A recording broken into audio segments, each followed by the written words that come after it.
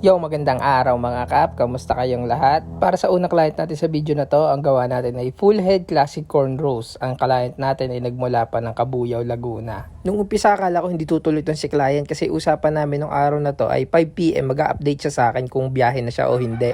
Dahil nga hindi siya nag-update nung 5 PM, ang ginawa ko na lang, lumabas na lang kami ni Mrs. Nag-date kami. Nag-date kami ni Mrs. sa isang Eat All You Can restaurant at nasa kalagitnaan na kami ng pagkain nang biglang nag-chat si client na on the way na raw siya papunta sa akin. Considering nga na nagmula pa ng Cabuyao, Laguna to si client, so kailangan naming umuwi agad na maaga. Medyo late na rin kasi talaga nag-update si client, 7 PM na siya nag-chat sa akin nung biyahe na siya. Tapos nakapag-umpisa kami ng session namin ng 9 PM. At ito nga pala yung nag-resulta ng gawa natin kay client. Sobra ko talaga na-appreciate lahat ng kliyente natin, especially kung mga ganitong klase ng client na nagmumula pa sa malayo. Posible naman kasing walang braider dun sa lugar niya, pero syempre tayo pa rin napili niya gumawa. Kaya thank you na marami dito kay client sa pagpili sa atin bilang artist. At bilang artist, syempre gusto rin natin maging presentable yung itsura natin sa harap ng kliyente. Kaya this year napagpasyahan ko ipaayos na ulit itong dreadlocks ko. 2 taon na rin nakalipas mula na pinaayos ko to at yung artist ko nga pala nag-aayos sa akin ay si Cap Dubids ng Cubao, Quezon City. Kung may tatanong nyo bakit nga ba kailangan ko pa magpa-repair sa ibang artist kung artist din naman ako sa sarili ko. Yun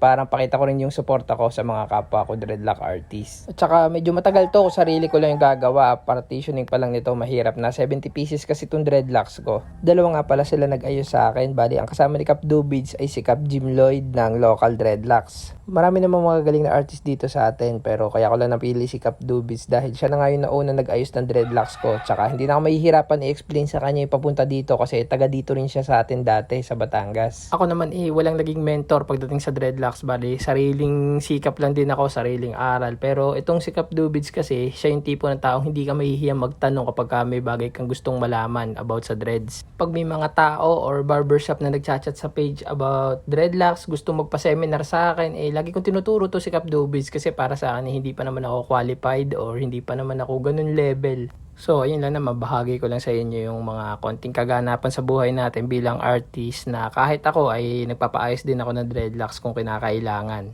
Marami din kasi sa mga clients ko yung nagtatanong sa akin kung ako rin ba yung nag-aayos ng dreadlocks ko at palagi ko sinasabing hindi kasi syempre medyo tamad nga rin ako gawin niya sa sarili ko, medyo mahirap kaya kung may pambayad din ako bakit hindi.